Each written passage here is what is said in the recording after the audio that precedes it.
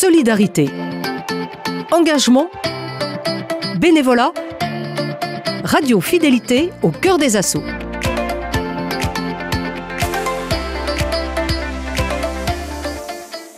Pour le dernier épisode de la semaine, un abri qui sauve des vies a ouvert sa 4e antenne dans la région des Pays de la Loire le 5 décembre dernier. Une centaine de Ligériens se sont déjà portés volontaires pour accueillir chez eux, en urgence, des femmes ou des hommes en danger. Bonjour Sonia, vous êtes la coordinatrice de l'aide aux hébergeurs.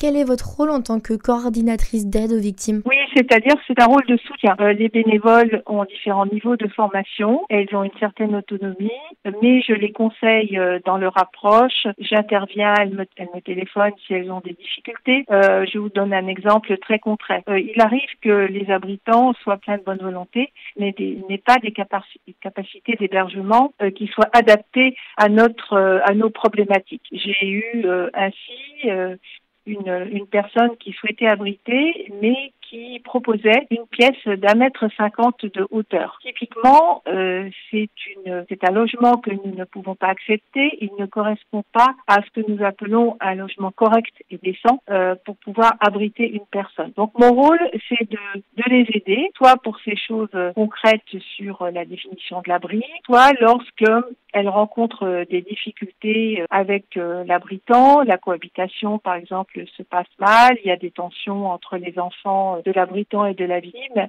et donc je suis là pour aider et conseiller les bénévoles qui s'occupent donc de l'abritant. C'est quoi un logement correct qu'un abritant peut avoir pour avoir chez lui une femme ou un homme ? Ce que nous souhaitons, c'est un hébergement, un abri qui peut être un canapé-lit dans le salon ou une chambre, mais qui dans tous les cas doit permettre à la victime sans contrepartie, de se reposer et de pouvoir entamer la première étape de sa reconstruction, c'est-à-dire faire les premières démarches pour trouver un logement au moins à moyen terme, voir son assistante sociale, éventuellement un médecin si elle a besoin de rendez-vous médicaux, se faire suivre par un psychologue, etc. Un abritant, il peut loger combien de temps une personne chez lui ? Une chose en revanche est importante et essentielle, c'est l'abritant qui détermine d'une part la durée de l'hébergement qu'il propose en fonction de ses contraintes et de ses souhaits. Donc ça peut être une nuit, 2 nuits,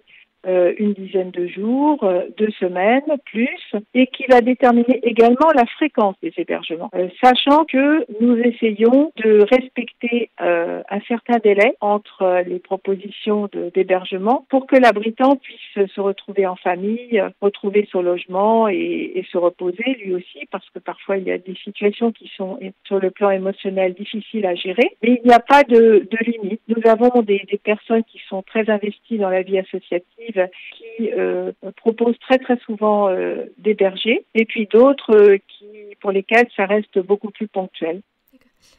Par exemple, si on souhaite devenir abritant, est-ce qu'il faut être solide au niveau du mental par rapport à recevoir du monde chez soi ? Être disponible mentalement n'est pas une condition pour abriter, pour répondre à votre question.